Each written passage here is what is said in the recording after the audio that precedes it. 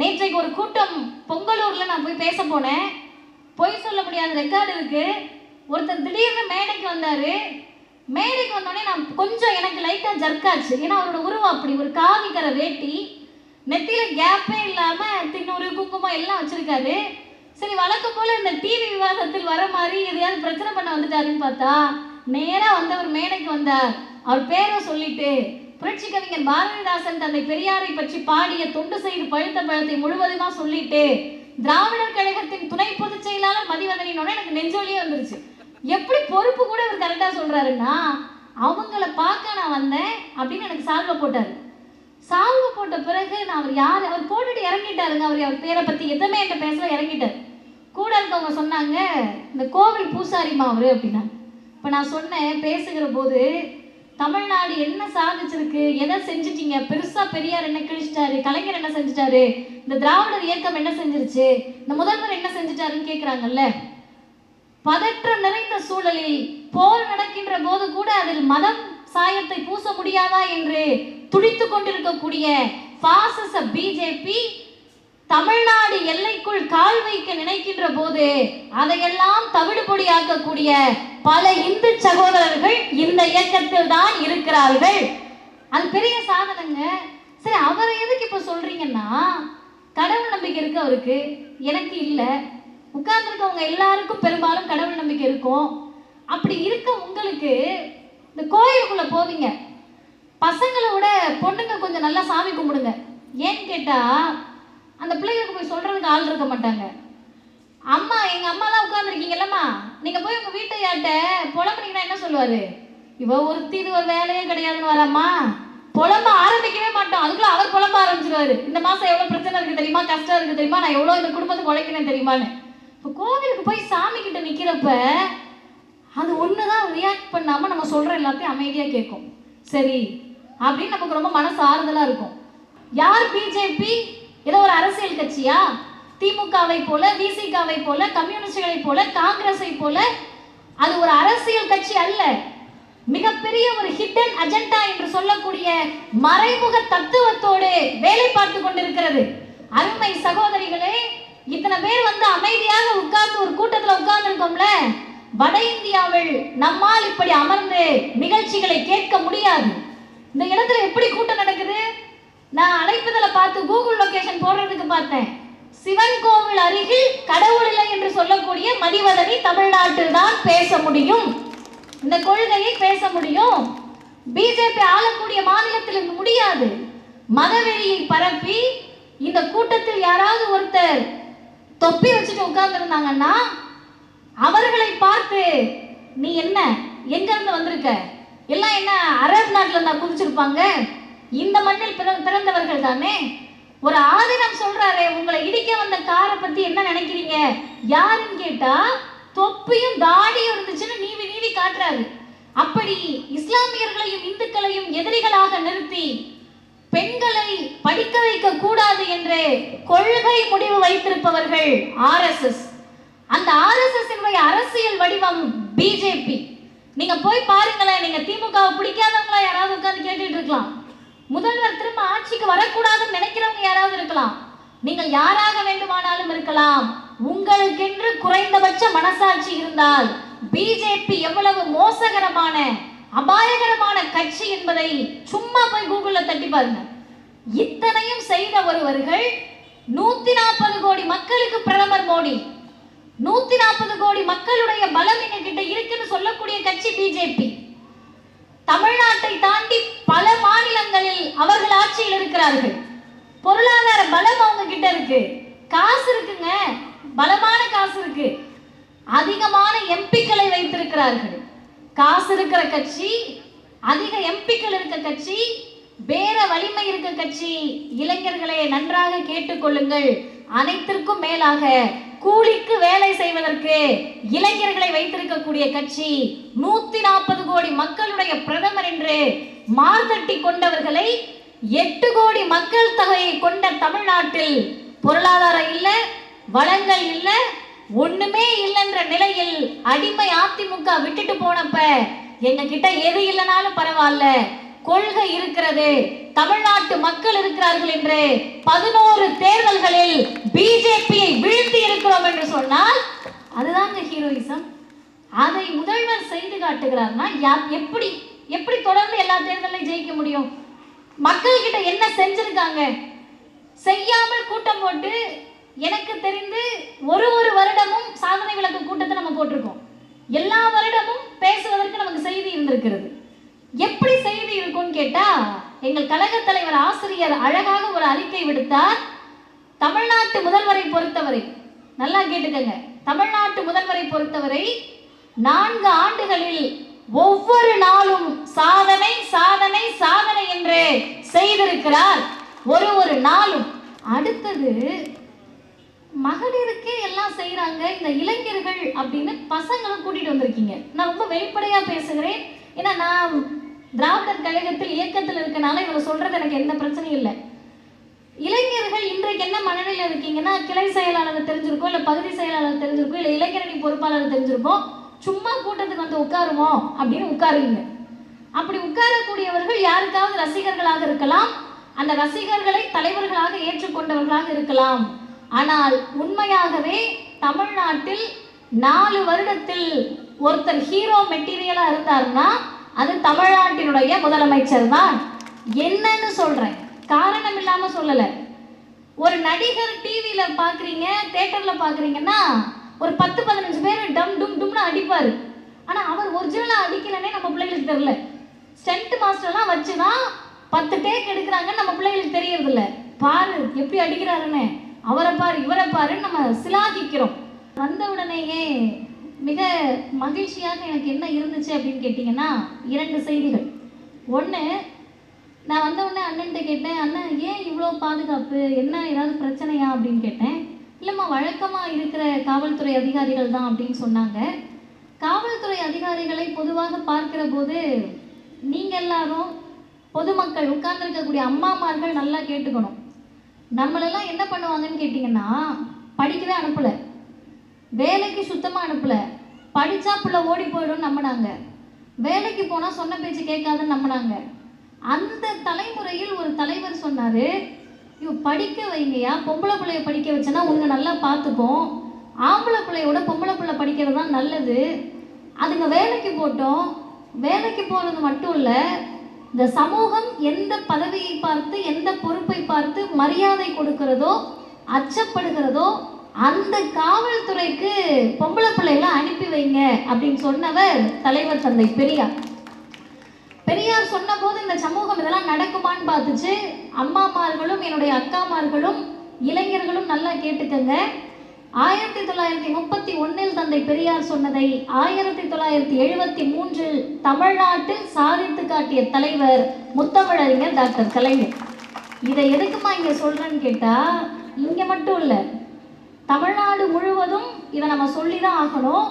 காக்கி உடுப்போடு நம்முடைய அருமை சகோதரிகள், இந்த பக்கம் ஒரு 4 பேர், இந்த பக்கம் ஒரு 2 பேருன்னு ஆண் அதிகாரிகளை காட்டிலும் பெண் அதிகாரிகள் கம்பீரமாக நமக்கு பாதுகாப்பு வழங்கி கொண்டிருக்கிறார்கள் என்றால் இந்த திராவிடர் இயக்கத்தின் சாதனையாக தான் நீங்கள் அவர்களை பார்க்க முடியும். 2வது என்ன அப்படின்னு கேட்டீங்கன்னா, பின்னாடி வரிசையில் இருக்கீங்கல்ல, என்னோட அக்கா, எங்க அம்மா, என் தங்கச்சி எல்லாம் உட்கார்ந்துருக்கீங்கல்ல, நீங்க எல்லாம் ஒரு முடிவோடு உட்கார்ந்துருக்கீங்க. நிறைய கூட்டத்துக்கு போய் பழக்கப்பட்டீங்க. கை தட்டினோம்னா இந்த பேச்சாளர்கள் நிறுத்துறது இல்லை. நம்ம கை தட்டாமல் இருப்போன்னு நானும் வந்ததுலேருந்து பார்க்குறேன், ஒருத்தர் கை தட்டலையே. கொள்கை முடிவோடு வந்து உட்கார்ந்துருக்கீங்க. அப்படி நீங்கள் கொள்கை முடிவோடு வந்து உட்கார்ந்துருக்கிறப்ப நாமெல்லாம் பார்த்து பெருமைப்பட வேண்டிய இன்னொரு செய்தி இங்கே நடந்துச்சு. என்னன்னு கேட்டிங்கன்னா, 2 சகோதரிகள், அவங்க இப்போ உள்ளே வந்து உட்கார்ந்துட்டாங்களா இல்லை பக்கத்தில் நிற்கிறாங்களான்னு எனக்கு தெரியல. யாரையெல்லாம் பார்த்து இந்த சமூகம் நமக்கு எல்லா வேலையும் பார்த்தவங்கள கீழ்நிலையில் வச்சுருந்தோம். முடித்திருத்தம் பண்ணலைன்னா நம்ம முகம் எப்படி இருக்கும் நமக்கு தெரியும். ஆனால் அந்த முடித்திருத்தம் பண்ணுறவங்கள கீழ்நிலையில் இந்த சமூகம் வைத்திருந்தது. துணியை 10 நாளைக்கு துவைக்க மாட்டேன்னு அந்த ஊரில் இருக்க எல்லாரும் சொல்லிட்டாங்கன்னா நாரி போயிடும் ஊர். அவர்களை கீழ்நிலையில் வச்சுருந்தோம். அதே போல சென்னை என்ற இந்த நகரம் இவ்வளவு தூய்மையாக இருக்கிறது, நாம் எல்லோரும் எந்த சிக்கலும் இல்லாமல் நோய் பரவல் இல்லாமல் பாதுகாப்பாக இருக்கிறோம் என்று சொன்னால் அரசுக்கு எவ்வளவு கடமை இருக்கிறதோ அதே அளவு பொறுப்புணர்ச்சியோடு செயல்படக்கூடிய தூய்மை பணியாளர் சகோதரிகள் 2 பேர் நின்று இந்த நிகழ்ச்சியை கேட்டுக்கொண்டிருந்தார்கள். இவங்களுக்கு இன்னொரு செய்தியை நம்ம சொல்லணும்.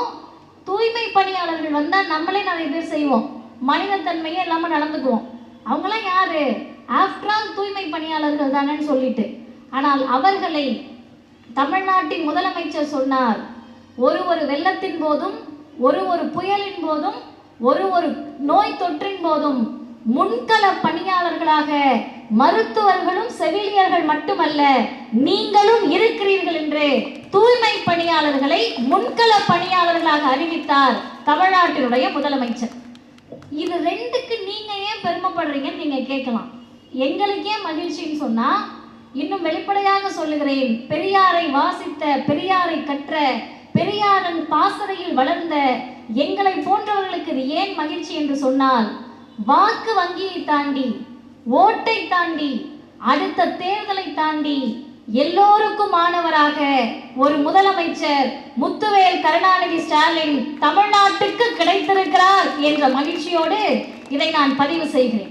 அருமை சகோதரிகளே, இளைஞர்களை பற்றி பேசுவதற்கு முன்னால், நேற்று ஒரு தினம் கொண்டாடினாங்கல்ல, உங்க எல்லாத்துக்கும் பிள்ளைங்க யாராவது வாழ்த்து சொல்லியிருப்பாங்க. என்ன தினமா கொண்டாடினாங்க? முன்னாடி இருக்க நிர்வாகிகள் சொல்ல வேண்டாம், அக்கா யாராவது சொல்லுங்க. அன்னையர் தினமா? சத்தமா சொல்லுங்கக்கா. அன்னையர் தினம் வாழ்த்து சொன்னாங்களா இல்லை சொல்லலையா? யாருக்கெல்லாம் வாழ்த்து சொன்னாங்க? சும்மா கை தூக்குங்கக்கா. சரி, இத்தனை பேருக்கு சொல்லியிருக்காங்க. இப்படி வாழ்த்து சொல்றப்ப அப்படியே நமக்கு மகிழ்ச்சியா இருந்திருக்கும், சந்தோஷமா இருந்திருக்கும். ஆனா அடுத்த முறை வாழ்த்து சொல்ல வந்தா உங்க பிள்ளையோ வீட்டுக்காரோ யாரோ ஒருத்தர் அன்னையர் தினத்துக்கு, மகளிர் தினத்துக்கே வீட்டுக்காரர் வாழ்த்து சொல்ல மாட்டாரு, அன்னையர் தினத்துக்கு புள்ள தான் சொல்லியிருக்கோம். அப்படி ஆம்பளை பிள்ளை வந்து சொல்றப்ப நம்ம என்ன கேட்கணும்னா, தம்பி இவ்வளோ வாழ்த்தெல்லாம் சொல்ற, அழகா சொல்ற, வாட்ஸ்அப் ஸ்டேட்டஸ் வைக்கிற, என்னென்னமோ பாட்டு வைக்கிற, அம்மா இல்லைன்னா நான் இல்லை, என்னென்னமோ பாட்டு வைக்கிற, ஒரு காப்பி தண்ணி மட்டும் போட்டு கொடுத்துட்டு வந்து, ஒரே ஒரு டம்ளர்ல டீ மட்டும் போட்டு வந்து அம்மாவுக்கு வாழ்த்து சொல்லுப்பா அப்படின்னு கேட்டீங்கன்னா யாராவது வாழ்த்து சொல்லுவாங்களா? உங்களுக்கு சொல்ல மாட்டாங்கன்னா அக்காங்கெல்லாம் கை அப்படியே பயங்கரமா ஆடுறாங்க. அம்மா டெய்லி அப்பாவுக்கு ஒரு 5-6 தோசை, அம்மாவுக்கு ஒரு 3 தோசை, பையன் கொஞ்சம் நல்லா சாப்பிட்ற பையனானா அவனுக்கு ஒரு 6, புள்ள 2-3 மேலே சாப்பிட்றதில்ல 3ன்னு, சராசரியா ஒருத்தருக்கு 4 தோசைன்னு வச்சாலும் வீட்டில் இருக்க 5 பேர்த்துக்கு 20 தோசை சுடுவீங்க காலையில ராத்திரின்னு. இத்தனை தோசை அம்மா சுடுறப்பா, ஒரு 2 தோசை நீ சுடு அப்படின்னு கேட்டோம்னா, அம்மா உனக்கு வேலையே இல்லையாம்மா, என்ன ஏமா போட்டு உயிர் எடுத்துட்டு இருக்கேன், எனக்கு எவ்வளோ வேலை இருக்கு, இன்ஸ்டா பார்க்கணும், வாட்ஸ்அப் பார்க்கணும், பிள்ளைங்க கிட்ட பேசிக்கிட்டு இருக்கேன், ஃப்ரெண்ட்ஸ் கிட்ட பேசிக்கிட்டு இருக்கேன்னு கோச்சுக்குவாங்க. அப்படியெல்லாம் சொந்த குடும்பத்தில் நம்மளை போட்டு பாடாப்படுத்தி காலையிலேருந்து ராத்திரி வரைக்கும் வேலை பார்த்தாலும் சும்மா தானே இருக்கன்னப்ப நம்மளே ஒரு கட்டத்தில் நம்பிட்டோம், ஆமாம் நம்ம சும்மா தான் இருக்கோன்னு. ஒருத்தர் வராரு, பெண்களை எல்லாம் தட்டி, ஏம்மா நீ எங்கம்மா சும்மா இருக்க, காலைல 5 மணிலேருந்து ராத்திரி 11 மணி வரைக்கும் வேலை பார்த்துக்கிட்டு இருக்க, துணி துவைக்கிற, பாத்திரம் கழுவுற, கழுவுன பாத்திரத்தை அடுக்கி வைக்கிற, காஞ்ச துணியை எடுத்துட்டு வந்து மடிச்சு வைக்கிற, மடிச்ச துணியையும் உங்க வீட்டுக்காரர் அவரா எடுத்து போட்டு போக மாட்டார், எடுத்து கொடுக்குற. அது மட்டும் இல்லாம அவங்க அப்பாவை அப்படியே ட்விட்டிங் பண்ண மாதிரி 2 பிள்ளை இருக்கும், அதுவும் ஒரு வேலையும் செய்யாது, அதையும் பார்த்துக்கிற, ஸ்கூலுக்கு அனுப்புற, இதுல நல்லா படிக்கலன்னா வேற வீட்டுல தானே இருக்க, சொல்லி கொடுத்தா என்னன்னு திட்டு வாங்குற. இத்தனையும் செஞ்சுட்டு என் சகோதரிகள், என் தாய்மார்கள் சும்மா இருக்கன்னு இனிமே உங்களை ஒரு பயா சொல்லக்கூடாது, நீங்கள் வேலை செய்து கொண்டிருக்கிறீர்கள், உங்கள் உழைப்பை நான் அங்கீகரிக்கிறேன் என்று மாதம் 1000 ரூபாய் கலைஞர் மகளிர் உரிமை தொகையை தந்தவர் தமிழ்நாட்டின் முதலமைச்சர். இந்த திட்டத்தை பேசுறவங்களும் சரி, கேட்பவர்களும் சரி, ரொம்ப எளிமையா எடுத்துக்கிறோம். இது எளிமையான செய்தி அல்ல, தமிழ்நாட்டில் அல்ல, இந்தியாவில் அல்ல. அருமை சகோதரிகளே, உங்கள் தகவலுக்காக சொல்லுகிறேன், உலக வரலாற்றில் எந்த ஆட்சியும் உழைக்கும் மக்களுக்கு மாதம் 1000 ரூபாய் தந்ததாக வரலாறு கிடையாது. அந்த வரலாற்றை அமைத்து கொடுத்தவர் தமிழ்நாட்டின் முதலமைச்சர். அதுதான் இந்த 4 ஆண்டினுடைய உச்சபட்ச சாதனை. சரி, மகளிர் உரிமை தொகையை தரத சொல்றீங்க, எங்களுக்கெல்லாம் வரலையே அப்படின்னு எல்லா கூட்டத்திலையும் ஒரு 4 அக்காங்க வந்து உட்கார்ந்துக்கிட்டு எங்களுக்கு தரலன்னு சொல்லுவீங்க. நீங்க எங்களுக்கு தரலன்னு சொன்னது இங்க இருக்கிற யாருக்கு கேட்டுச்சோ இல்லையோ, தமிழ்நாட்டின் முதலமைச்சருக்கு நல்லா கேட்டுச்சு, வருகின்ற ஜூன் மாதம் உங்களுக்கும் தரப்படும் என்று அறிவித்திருக்கிறார். அடுத்தது, மகளிருக்கே எல்லாம் செய்யறாங்க, இந்த இளைஞர்கள் அப்படின்னு பசங்களை கூட்டிட்டு வந்திருக்கீங்க. நான் ரொம்ப வெளிப்படையா பேசுகிறேன், ஏன்னா நான் திராவிடர் கழகத்தில் இயக்கத்தில் இருக்கனால இவங்க சொல்றது எனக்கு எந்த பிரச்சனையும் இல்லை. இளைஞர்கள் இன்றைக்கு என்ன மனநிலையில் இருக்கீங்கன்னா, கிளை செயலாளர் தெரிஞ்சிருக்கோம், இல்லை பகுதி செயலாளர் தெரிஞ்சிருக்கோம், இல்லை இளைஞரணி பொறுப்பாளர் தெரிஞ்சிருக்கோம், சும்மா கூட்டத்துக்கு வந்து உட்காருவோம் அப்படின்னு உட்காருவீங்க. அப்படி உட்காரக்கூடியவர்கள் யாருக்காவது ரசிகர்களாக இருக்கலாம், அந்த ரசிகர்களை தலைவர்களாக ஏற்றுக்கொண்டவர்களாக இருக்கலாம். ஆனால் உண்மையாகவே தமிழ்நாட்டில் 4 வருடத்தில் ஒருத்தர் ஹீரோ மெட்டீரியலா இருந்தாருன்னா அது தமிழ்நாட்டினுடைய முதலமைச்சர் தான். என்னன்னு சொல்றேன், காரணம் இல்லாம சொல்லல. ஒரு நடிகர் டிவியில பாக்குறீங்க, தியேட்டர்ல பாக்குறீங்கன்னா ஒரு 10-15 பேர் டம் டும் டும்னு அடிப்பாரு. ஆனா அவர் ஒரிஜினலா அடிக்கலன்னே நம்ம பிள்ளைகளுக்கு தெரியல. ஸ்டண்ட் மாஸ்டர்லாம் வச்சுதான் 10 டேக் எடுக்கிறாங்கன்னு நம்ம பிள்ளைகளுக்கு தெரியறது இல்ல. பாரு எப்படி அடிக்கிறாருன்னு, அவரை பாரு இவரை பாருன்னு நம்ம சிலாகிக்கிறோம். ஆனால் நிகழ்காலத்தில் அருமை இளைஞர்களே, சகோதரிகளே, நம்மை மிகப்பெரிய அளவில் கல்வியை கொடுக்க மாட்டேன், வேலை வாய்ப்பை கொடுக்க மாட்டேன், தமிழ்நாட்டை ஒன்றுமில்லாமல் செய்வேன் என்று கங்கணம் கட்டி கொண்டு திரிந்த பாசிச பிஜேபியை 11 தேர்தல்களில் இருந்த இடம் தெரியாமல் நாம் செய்திருக்கிறோம் என்று சொன்னால் அந்த சாதனைக்கு முதல் சொந்தக்காரர் தமிழ்நாட்டின் முதலமைச்சர். ஏன் நீங்க பிஜேபியை எதிர்த்து நிற்பது அவ்வளோ பெரிய ஹீரோயிசமான்னு கேட்கலாம். நான் எப்பயுமே எல்லா கூட்டத்திலையும் கேட்பேன், யூடியூப்காரங்களுக்கு கூட அது போர் அடிச்சிருக்கும். ஆனால் வேற வேற பகுதியில் கேட்க வேண்டிய கடமை நமக்கு இருக்கு. அக்கா எல்லாம் உட்கார்ந்துருக்கீங்கல்ல, அந்த பின்னாடி வரிசையில் ஏதோ வந்து க்ரஷ் வச்சு நடத்துகிற மாதிரி இருக்கு, நர்சரி ஸ்கூல் வச்ச மாதிரி இருக்கு. நீங்கள் போகிறப்ப ஏதாவது பார்த்துட்டு போங்க. வீட்டில் இருக்கிற வீட்டையா வந்து பிள்ளைகளை பார்த்துக்க மாட்டாரு. அதனால இந்த அக்காங்க கூட்டத்துக்கு வரப்போ பிள்ளைகளை கூட்டிட்டு வந்துடுவாங்க. மற்றபடி ஐயோ என் பிள்ளைய விட்டுட்டு இருக்க முடியாதெல்லாம் கூட்டிட்டு வரதில்ல. இந்த பிள்ளைகளை விட்டுட்டு வந்தா பார்த்துக்க மாட்டாருன்னு கூட்டிட்டு வந்துடுறாங்கல்ல. இப்படி அந்த குழந்தைங்க இருக்குல்ல, அதுல கொஞ்சம் அந்த விளையாடிட்டு இருக்க பிள்ளைங்களோட அம்மாமார்கள், ஏன்னா அந்த பிள்ளைங்க கண்டிப்பா சொல்லாது, நீங்க கை உயர்த்தி மட்டும் காட்டுங்க. இந்த மஞ்சள் சட்டை போட்டு ஒரு பாப்பா திரும்பி நிற்குதுல, ரெட்டை சட்டை போட்டு, அது எத்தனாவதுக்கா படிக்கிறாங்க குழந்தை? கை மட்டும் தூக்குங்க. அவங்க அம்மா கை தூக்குங்கக்கா. 2 சூப்பர்க்கா. இந்த குடுமியில பூ சுத்தி ஒரு பாப்பா நிக்குது ரெட்டை ஜடை போட்டு, அவங்க ஸ்கூலுக்கு போறாங்களா? எத்தனாவதுக்கா? கை தூக்குங்க. 4ஆக்கா? சூப்பர்க்கா. இந்த ஒரு தம்பி நான் கேட்ட உடனே கீழே போயிட்டானே, அவன் எத்தனாவது படிக்கிறாங்கக்கா? சும்மா கை தூக்குங்க. அவரும் 2. சரி, நல்லா கேட்டுக்கங்க. இதுவரை நான் பேசிய செய்திகள் தமிழ்நாட்டு முதல்வரை பற்றி இருக்கலாம், அவர் சாதனைகளை பற்றி இருக்கலாம். அங்க ஒருத்தர் 5 கை தூக்குறாரு, மேலே இருந்து உதயசூரியன் மாதிரி கை தூக்குறாரு. இத்தனை பிள்ளைங்க இருக்குல்ல, 2ஆவது படிக்குது, 3ஆவது படிக்குது, 4ஆவது படிக்குது, அவர் 5ஆவது படிக்கிறாரு. உட்கார்ந்து இருக்கக்கூடிய நீங்க யாரா வேணா இருக்கலாம். உங்களை யாருன்னு எனக்கு தெரியாது, மேடையில் இருக்க பல பேரை யாருன்னு எனக்கு தெரியாது. அண்ணன் பாஸ்கரன் அவர்கள் பேசுறப்ப நினைக்கிறேன், வார்த்தைக்கு வார்த்தை என்னுடைய சகோதரின்னு சொன்னாரு. அவரையும் உண்மையா எனக்கு தெரியாது. ஆனால் கொள்கை வழியில் இவங்க எல்லாமே எனக்கு அண்ணனுங்க தான். உட்கார்ந்து கேட்டுட்டு இருக்க நீங்க எல்லாருமே என் சகோதரிகள் தான். அப்படி நீங்க இருக்கிறப்போ இந்த பகுதியில் பெரிய பணக்காரர்கள் யாரும் அந்த வரிசையில் வந்து உட்கார்ல. இந்த மேடை கீழே இருக்க நீங்க யாரா வேணா இருக்கலாம். நாங்க பெருசா வருமான வரி கட்டுறோம் அப்படின்றவங்க நம்ம யாரும் இல்லை. இவ்வளவு பெரிய அபார்ட்மெண்ட் இருக்கு. இந்த அபார்ட்மெண்ட்ல இருக்கிற கூடிய அளவிற்கு நாங்கள் பெரிய வாய்ப்பை பெற்றவர்கள், பணக்காரர்கள் அப்படின்னு நம்ம இல்லை. இந்த ஏழை எளிய விளிம்பு நிலை நடுத்தர வர்க்க பிற்படுத்தப்பட்ட, மிகவும் பிற்படுத்தப்பட்ட பட்டியலின பழங்குடியின சமூகங்கள்ல நீங்க யார்கிட்ட வேணா போய் கேட்டு பாருங்க, அவங்களுடைய முதன்மை நோக்கம் ஏதாவது பண்ணி புள்ளக்குட்டியை படிக்க வச்சிடணும்னு சொல்லக்கூடியவர்கள் தான் தமிழ்நாட்டில் பெற்றோர்களாக இருப்பார்கள். அப்படிதானேக்கா? அதுக்கு தானே கஷ்டப்படுவீங்க. அப்படி நீங்க கஷ்டப்பட்டு இருக்கப்ப பிஜேபி என்ற ஒரு கட்சி வந்து, மோடி என்ற ஒரு பிரதமர் வந்து, அமித்ஷா என்ற ஒரு உள்துறை அமைச்சர் வந்து இப்ப கை தூக்குறதுக்கு கூட எனக்கு முடியாதுன்னு விளையாடிக்கிட்டு இருக்குல்ல, இந்த புள்ளக்குட்டிகளை எல்லாம் பிடிச்சிட்டு போய் பப்ளிக் எக்ஸாம் வைப்பேன், பொது தேர்வு வைப்பேன்னு சொல்றாங்க.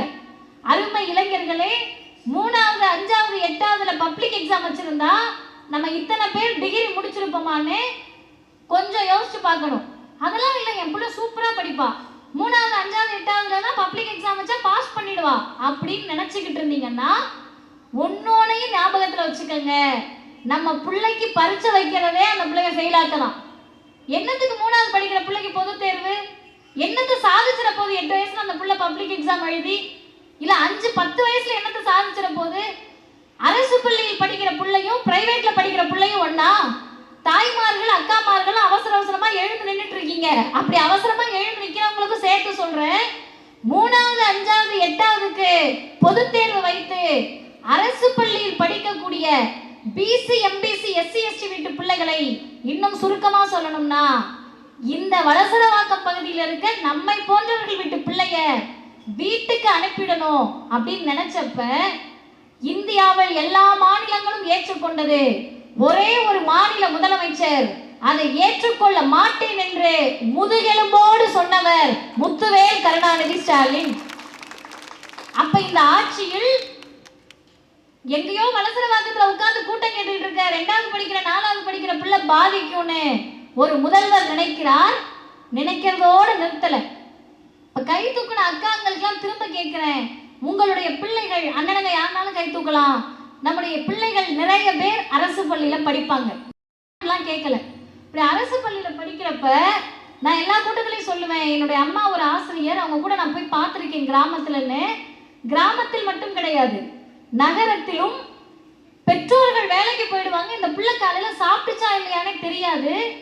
நோய்வாய்ப்படுறப்ப வீட்டுல பெரிய சண்டையே நடக்கும். பிள்ளைங்க நீ ஒழுங்கா பார்த்துக்கிட்டியா, சோறு போட்டியான்னு சண்டை நடக்கும். இந்த சண்டைகள்லாம் நடக்கிறப்ப சண்டை போடுறது பெரியவங்களா இருந்தாலும் பாதிக்கிறது குழந்தைகள் என்று சொல்லி புரட்சியை செய்தார் தமிழ்நாட்டின் முதலமைச்சர். அது புரட்சி.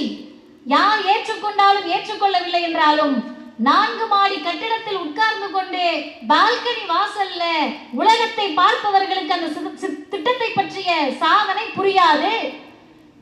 வாடகை வீட்டுல உட்கார்ந்துகிட்டு மாசம் மாசம் வாடகை கட்டுறதுக்கே சிரமப்பட்டுட்டு பக்கத்துல இருக்க அரசு பள்ளிக்கு குழந்தைய அனுப்பி வச்சுக்கிட்டு இருக்க ஒவ்வொரு தாய்மார்களுக்கும் புரியும் காலை உணவு திட்டம் எவ்வளவு பெரிய மகத்தான சாதனை என்று. அந்த சாதனையை தமிழ்நாட்டின் முதலமைச்சர் செய்து காட்டி இருக்கிறார். அருமை சகோதரிகளே, சாதனைகளை மட்டும் 4 ஆண்டில் செய்யவில்லை, ஒரு சாதனையின் போதும் வந்த தடை கற்களை தமிழ்நாட்டின் முதலமைச்சர் உடைத்து எழுந்திருக்கிறார். காலை உணவு திட்டத்தை கொடுத்த உடனே என்ன சும்மா திராவிடம் திராவிடம்னு பேசுறீங்கன்றாங்கல்ல, திராவிடம் பேசக்கூடிய எல்லோரும் காலை உணவு திட்டத்தை உச்சி முகர்ந்து கொண்டாடினார்கள். ஆனால் ஆரிய பார்ப்பனிய சிந்தனை கொண்ட தினமலர் எழுதியது காலையில் டபுள் சாப்பாடு கக்கூஸ் நிரம்பி வழியுதுன்னு. இளைஞர்கள் வாட்ஸ்அப் பார்ப்பீங்க, ஃபேஸ்புக் பார்ப்பீங்க, இன்ஸ்டா பார்ப்பீங்க, இந்த செய்தியையும் பார்த்திருப்பீங்க.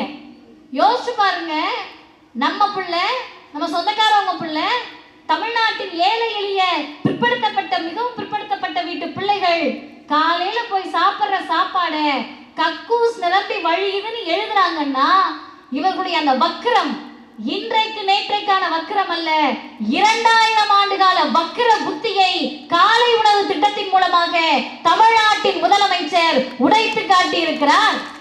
நீலாம் எதுக்குடா படிக்க வர? நீலாம் படிச்சு என்ன பண்ணிட போற? நீ எல்லாம் ஸ்கூல் பக்கம் வந்து என்ன பண்ண போற? டிகிரி வாங்கி என்ன பண்ண போற? இந்த தெருவுக்குள்ள வராத, செருப்பு போடாத, துண்டு போடாத, கோவிலுக்குள்ள வராதன்னு சொன்ன சமூகம் இன்னைக்கு வெளிப்படையாக சொல்ல முடியல. அந்த வக்கிரத்தை எழுத்தில் காட்டுகிறது. எழுத்தோடு நிற்கவில்லை. அருமை தோழர்களே, உங்க பிள்ளைகளுக்கு, நம்ம பிள்ளைகளுக்கு கொடுக்க வேண்டிய காலை உணவு திட்டம், பள்ளி சீருடை, புத்தகம், ஆசிரியர்களுடைய சம்பளம் என்று 2152 கோடி ரூபாயை ஒன்றிய அரசு நிறுத்திவிட்டது. கொடுக்க முடியாதுன்ட்டாங்க. ஏன் கொடுக்க முடியாது? நீ இந்த 3வது 5வது 8வது பொது தேர்வை ஏத்துக்க, ஹிந்தியை ஏத்துக்க சொன்ன உடனே எடப்பாடி அவர்களாக இருந்திருந்தால் ஐயா எங்க கையெழுத்து போடணும்னு சொல்லுங்க, நான் கையெழுத்து போடுறேன், காசை கொடுத்துருங்கன்னு சொல்லியிருப்பாரு. ஆனால் இந்த முதல்வர் சொன்னார், 5 கோடி தந்தாலும் சரி 10 கோடி தந்தாலும் சரி, தமிழ்நாட்டு மாணவர்கள் ஒரே ஒரு மாணவரை பாதிக்கக்கூடிய திட்டத்தை கூட திராவிட மாடல் அரசு ஏற்றுக்கொள்ளாது. அது சாதனை இல்லைங்க. அதை விட ஒரு சாதனை என்னன்னா, சரி இந்த காசுக்கு என்ன பண்ணுவீங்க? ஏற்கனவே எடப்பாடி ஆட்சியில் எல்லாத்தையும் காலி பண்ணிட்டாங்க. பொருளாதாரத்தை இப்பதான் முன்னேற்றுறீங்க. 2000 கோடின்றது பெரிய தொகை. இதுக்காக நீங்க பிஜேபி கூட இந்த ஒரு விஷயத்துல சமரசம் செஞ்சுக்கலாம்லன்னு கேட்டாங்க. காம்ப்ரமைஸ் பேசினாங்க. முதல்வருடைய மனதை தளர்த்த பார்த்தார்கள். ஆனால் ஒரு துணிச்சல் மிகுந்த முதலமைச்சர் சொல்லுகிறார், கஷ்டம் இருந்தாலும் பரவாயில்ல, கடன் வாங்கினாலும் பரவாயில்ல, பிள்ளைகளின் கல்வியா காசா என்றால் காசு ஒரு பொருட்டல்ல, கடன் வாங்கி கூட 2000 கோடியை நான் தருகிறேன். பட்ஜெட்ல அறிவிச்சாங்க. இந்த சாதனை என்பது தேர்தலுக்கானதல்ல, அடுத்த தலைமுறைக்கானது. இன்னும் 3 செய்திகளோடு நான் நிறைவு செய்கிறேன். காலை உணவு திட்டத்தை கொடுத்தார்கள், புதுமை பெண் திட்டத்தை கொடுத்தார்கள், தமிழ் புதல்வனை கொடுத்தாங்கன்னு எல்லாம் சொல்றாங்க. இதெல்லாம் கொடுக்கறதுனால என்ன ஆச்சுன்னு சொல்லணும்ல. எதுக்கு சும்மா பேருக்கு கொடுத்துட்டா போதுமா? நிறைய பேர் நிறைய கொடுத்தாங்களேங்க, என்ன ஆச்சு? அதே மாதிரியான்னு கேட்டா, தாய்மார்களே, சகோதரிகளே, இளைஞர்களே, 12வது முடிச்சிட்டு பிள்ளைய காலேஜுக்கு அனுப்புனா காசு செலவாகுது. 12வது முடிச்சிட்டு பையனை காலேஜ் அனுப்புறதுக்கு பதிலா வேலைக்கு சேர்த்து விட்டா மாசம் 2000 3000 கிடைக்கும் அப்படின்னு நினைச்சப்ப, ஏன் நீ இன்னைக்கு கிடைக்கிற 2000 3000 காசை நினைக்கிற, ஆனா உன் புள்ள டிகிரி முடிச்ச பிறகு கிடைக்க போகின்ற சுயமரியாதையை நான் நினைக்கிறேன் என்று சொல்லி மாதம் 1000 ரூபாய் புதுமை பெண் திட்டத்தையும் தமிழ் புதல்வன் திட்டத்தையும் தமிழ்நாட்டின் முதலமைச்சர் கொடுத்தார். அதனால் இன்னைக்கு என்ன ஆயிருக்குன்னு கேட்டா, 12வது முடிச்ச உடனே இவன் கையிலாவது பிடிச்சி கொடுத்துடலாம். 12வது முடிச்ச உடனே டெய்லர் வேலைக்கு அனுப்பிடலாம். 12வது முடிச்ச உடனே ஆம்பளை பிள்ளைகளை ஏதாவது மெக்கானிக் ஷெட்டுக்கு அனுப்பிடலாம்னு நினைச்சப்ப, இன்னைக்கு அந்த பிள்ளைங்க சொல்லுது, பா நீ காலேஜ் மட்டும் சேர்த்து விடு, நீயா பாத்துக்க போற, 1000 ரூபாய் அரசு தருகிறது, முதல்வர் தருகிறார், நான் பாத்துக்கிறப்பா என் வேலையை என்று இடைநிற்றலை குறைத்து உயர்கல்வியில் இன்றைக்கு தமிழ்நாடு சாதித்திருக்கிறது. அருமை தோழர்களே, இதனால எங்களுக்கு என்னங்க பயன்? என் பிள்ளையெல்லாம் காலேஜ் முடிச்சிருச்சு, வேலைக்கு போக என்ன வாய்ப்பு, அதை சொல்லுங்க அப்படின்னா நீங்க சீர்தூக்கி பாருங்க. ஒரு பக்கம் பிரதமர் கிட்ட போய் வேலை கேட்கிறோம், கூச்ச நாச்சம் இல்லாத பிரதமர், எப்படிதானும் தெரியல, ரொம்ப கூச்சமே இல்லாம சொன்னாரு பக்கோடா வீங்கன்னு. ஆனால் இந்த முதல்வர் சொல்லுகிறார், தம்பிகளே தங்கைகளே, பக்கோடா வைக்கிறதுக்காக நாங்க கஷ்டப்படல, உயர உயர பரங்கள், மிக உயர்ந்த இடத்துக்கு போங்கள், நான் முதல்வன் திட்டத்தின் மூலமாக நான் மட்டும் முதல்வன் இல்லை, நீங்களும் முதல்வர்களாக வாருங்கள் என்று நான் முதல்வன் திட்டத்துல வேலை வாய்ப்பை கொடுக்கறாங்க. இந்த திட்டம் வந்த உடனே ஐயோ முய்யோன்னு கதறி, இதெல்லாம் சும்மாங்க அப்படின்னாங்க. இன்னைக்கு எல்லார் வாயையும் யார் அடைத்திருக்கிறார்கள் என்று சொன்னால் முதல்வர் கிடையாது. முதல்வரின் சாதனை அவர்கள் வாயை அடைத்திருக்கிறது. தமிழ்நாட்டிலிருந்து சிவில் சர்வீஸில் தேர்வான 57 பேரில் 50 பேர் நான் முதல்வன் திட்டத்தின் மூலமாக பயிற்சி பெற்றவர்கள். இதையெல்லாம் நீங்க எடப்பாடி கிட்ட போய் சொன்னா கூட அவருக்கு புரியாதுங்க. நான் பெட்டு கட்டி சொல்றேன், நீங்க போய் அதிமுக காரவங்க கிட்ட இதெல்லாம் சொல்லி புரிய வச்சுட்டீங்கன்னா நம்ம பார்த்துக்கலாம். என்ன தெரியுமா கேட்பாங்க, 50 பேர் தானே போனாங்க, மிச்சம் 7 பேர் என்னானாங்க. ஐயோ, அந்த 7 பேரும் நான் முதல்வன் திட்டத்தில் படிக்க வரல, படிக்க வந்திருந்தா அந்த 7 பேரும் அந்த திட்டத்தில் போயிருப்பாங்க. அருமை சகோதரிகளே, இதில் போனவர்கள் எல்லாம் யார் தெரியுமா? மிட்டா மிராசுதார் வீட்டு பிள்ளைகள் மட்டுமல்ல, கோடீஸ்வரர் வீட்டு பிள்ளைகள் மட்டுமல்ல, இங்கு உட்கார்ந்து இருக்கக்கூடிய உங்கள் பிள்ளைகளும் நாளைக்கு அரசு அதிகாரிகளாக உயர வேண்டும் என்று நான் முதல்வன் திட்டத்தை தமிழ்நாட்டின் முதலமைச்சர் கொடுத்திருக்கிறார். இத்தனை திட்டங்களையும் கொடுத்திருக்கீங்களே, இதை விட என்ன சாதனைன்னு கேட்டா, இவ்வளவு பேர் உட்கார்ந்துருக்கோம்ல, உட்கார்ந்துருக்கிற நீங்க எல்லாரும் கடவுள் நம்பிக்கையோட இருப்பீங்க. நேற்றைக்கு ஒரு கூட்டம் பொங்கலூர்ல நான் போய் பேச போனேன். பொய் சொல்ல முடியாத ரெக்கார்டு இருக்கு. ஒருத்தர் திடீர்னு மேடைக்கு வந்தாரு. மேடைக்கு வந்தோடனே நான் கொஞ்சம் எனக்கு லைட்டா ஜர்க்காச்சு. ஏன்னா அவரோட உருவம் அப்படி, ஒரு காவிக்கர வேட்டி, நெத்தியில கேப்பே இல்லாம தின்னூறு குங்குமம் எல்லாம் வச்சிருக்காரு. சரி, வழக்கம் போல இந்த டிவி விவாதத்தில் வர மாதிரி எதையாவது பிரச்சனை பண்ண வந்துட்டாருன்னு பார்த்தா, நேரா வந்தவர் மேடைக்கு வந்தார்.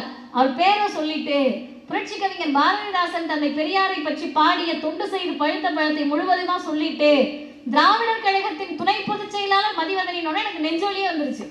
எப்படி பொறுப்பு கூட அவர் கரெக்டா சொல்றாருன்னா, அவங்கள பார்க்க நான் வந்தேன் அப்படின்னு எனக்கு சால்வை போட்டாரு. சால்வை போட்ட பிறகு நான் அவர் யார், அவர் போட்டுட்டு இறங்கிட்டாருங்க. அவர் பேரை பத்தி எதுவுமே என்கிட்ட பேசல, இறங்கிட்டார். கூட இருக்கவங்க சொன்னாங்க, இந்த கோவில் பூசாரிமா அவரு அப்படின்னா. இப்போ நான் சொன்னேன் பேசுகிற போது, தமிழ்நாடு என்ன சாதிச்சிருக்கு, எதை செஞ்சுட்டீங்க, பெருசா பெரியார் என்ன கிழிச்சிட்டாரு, கலைஞர் என்ன செஞ்சுட்டாரு, இந்த திராவிடர் இயக்கம் என்ன செஞ்சிருச்சு, இந்த முதல்வர் என்ன செஞ்சுட்டாருன்னு கேட்கிறாங்கல்ல. பதற்றம் நிறைந்த சூழலில் போர் நடக்கின்ற போது கூட அதில் மதம் சாயத்தை பூச முடியாதா என்று துடித்து கொண்டிருக்கக்கூடிய பாசிச பிஜேபி தமிழ்நாடு எல்லைக்குள் கால் வைக்க நினைக்கின்ற போது அதையெல்லாம் தவிடுபொடியாக்கக்கூடிய பல இந்து சகோதரர்கள் இந்த இயக்கத்தில் தான் இருக்கிறார்கள். அது பெரிய சாதனைங்க. சரி, அவரை எதுக்கு இப்ப சொல்றீங்கன்னா, கடவுள் நம்பிக்கை இருக்கு அவருக்கு, எனக்கு இல்லை. உட்கார்ந்துருக்கவங்க எல்லாருக்கும் பெரும்பாலும் கடவுள் நம்பிக்கை இருக்கும். அப்படி இருக்க உங்களுக்கு இந்த கோயிலுக்குள்ள போவீங்க, பசங்களை விட பொண்ணுங்க கொஞ்சம் நல்லா சாமி கும்பிடுங்க. ஏன்னு கேட்டா அந்த பிள்ளைகளுக்கு போய் சொல்றதுக்கு ஆள் இருக்க மாட்டாங்க. அம்மா, எங்க அம்மா தான் உட்கார்ந்துருக்கீங்கல்லம்மா, நீங்க போய் உங்க வீட்டையாட்ட புலம்புனீங்கன்னா என்ன சொல்லுவாரு? இவ ஒருத்தி, இது ஒரு வேலையே கிடையாதுன்னு வரம்மா. புலம்ப ஆரம்பிக்கவே மாட்டோம், அதுக்குள்ள அவர் புலம்ப ஆரம்பிச்சிருவாரு. இந்த மாசம் எவ்வளவு பிரச்சனை இருக்கு தெரியுமா, கஷ்டம் இருக்கு தெரியுமா, நான் எவ்வளவு இந்த குடும்பத்துக்கு உழைக்கிறேன் தெரியுமான்னு. இப்போ கோவிலுக்கு போய் சாமி கிட்ட நிக்கிறப்ப அது ஒண்ணுதான் ரியாக்ட் பண்ணாம நம்ம சொல்ற எல்லாத்தையும் அமைதியா கேட்கும். சரி அப்படின்னு நமக்கு ரொம்ப மனசு ஆறுதலா இருக்கும். அப்படி ஒவ்வொரு இந்து சகோதரர்களும் கோவிலுக்குள்ள போறப்ப, நீங்க கோவிலுக்குள்ள வர்றதுக்கே பெரிய போராட்டம் நடந்துச்சு. நான் வரலாற்றுக்கெல்லாம் போல, இந்த கோவில் கருவறைக்குள்ள போகணும்னு நினைச்சா அதெல்லாம் முடியாதுப்பா, நீங்கெல்லாம் அர்ச்சகராக முடியாதுப்பா அப்படின்னு ஆரியம் சொன்னப்ப தந்தை பெரியார் சொன்னார், கோவில் கருவறைக்குள் அனைத்து ஜாதிகளும் அர்ச்சகராக வேண்டும், சட்டம் இயற்றணும்னு. யாருக்கு துணிச்சல் வந்தது? யாருக்கு அந்த சட்டத்தை போடுவதற்கு தைரியம் வந்தது என்றால், முத்தமிழறிஞர் கலைஞர் என்ற தலைவருக்கு அந்த தைரியம் வந்தது. கலைஞர் சட்டம் போட்டாரு, இவங்க எல்லாம் சேர்ந்து உச்சநீதிமன்றம் போயிட்டாங்க. உச்சநீதிமன்றம் போன பிறகு இத்தனை கோடி நம்பிக்கை உள்ள, அதில் ஒரு ஆயிரக்கணக்கில் அர்ச்சகராகி பூஜை செய்து கோவிலில் இருக்கக்கூடிய கடவுள் சிலையை வணங்க வேண்டும் என்று நினைத்தவர்களுக்கு ஒரு முதலமைச்சர் 2021 ஆட்சிக்கு வந்தார். ஆகஸ்ட் 7, 2021 அன்று அனைத்து ஜாதியினரும் ஆகலாம் என்று நியமன ஆணையை தந்தவர் தமிழ்நாட்டின் முதலமைச்சர். இது கொள்கை சாதனை. யோசிச்சு பாருங்க, இதெல்லாம் ஓட்டுக்காக பண்ண முடியுமா? கொள்கைக்காக தான் இதை செய்ய முடியும். ஏன்னா சொந்த மக்களே அதுக்கு எதிராக இருப்பாங்க. இத்தனை சாதனைகளையும் செய்துவிட்டு 4 ஆண்டுகளில் உச்சபட்ச ஒரே ஒரு சாதனையை சொல்லி நான் நிறைவு செய்கிறேன். ஆளுநர்னு ஒருத்தர் வராரு, அட்டூழியம் பண்றாரு, அராஜகம் பண்றாரு, அயோக்கியத்தனத்தின் உச்சங்களை எல்லாம் கல்வி வளாகங்களில் செய்து கொண்டிருக்கிறார். என்ன நீ செய்ய முடியும் அப்படின்னு நம்ம வரிப்பணத்திலே கிண்டி ராஜ்பவன்ல உட்கார்ந்து 3 வேளை சகல உணவுகளையும் சாப்பிட்டு திமிர் செய்த போது அனைத்து திமிர்களையும் ஒற்றை சட்டத்தால் உச்சநீதிமன்றம் வரை சென்று அவர்களின் கொட்டத்தை அடக்கியவர் முத்துவேல் கருணாநிதி ஸ்டாலின். யார் முதலமைச்சராக வந்தாலும் இந்த சட்டம் தானே பேசும். இந்தியாவில் யார் முதலமைச்சராக இருந்தாலும், பிஜேபியில் இருப்பவர்களே முதலமைச்சராக இருந்தாலும், இந்த தமிழ்நாட்டின் முதலமைச்சர் கொண்டு வந்த, தமிழ்நாட்டின் முதலமைச்சர் செய்த சண்டை, உச்சநீதிமன்றத்தில் செய்த சண்டையை விட வேறு யாரும் சண்டை செய்ய முடியாது என்ற வரலாற்று சாதனையை தமிழ்நாட்டின் முதலமைச்சர் பெற்றுக் கொடுத்திருக்கிறார். அருமை சகோதரர்களே, சகோதரிகளே, கட்சிகளுக்கு அப்பாற்பட்டு நம்முடைய எந்த கட்சியில் இருந்தாலும், எந்த மதத்தில் இருந்தாலும், எந்த ஜாதியில் இருந்தாலும், நீங்க யாரா வேணா இருக்கலாம். அடுத்த தேர்தலா தலைமுறையா என்று வந்தால் அடுத்த தலைமுறைதான் முக்கியம் என்று இத்தனை திட்டங்களை கொடுத்த இந்த முதலமைச்சர் 2026 வெற்றி பெறுவார் என்பதை நான் சொல்லவில்லை, மக்கள் சொல்லுகிறார்கள். இது 4 ஆண்டு முடிவினுடைய நிகழ்ச்சி அல்ல, 2026க்கான தொடக்கம். திராவிடம் தான் வெல்லும், அதை காலம் சொல்லும். வாய்ப்புக்கு நன்றி, வணக்கம்.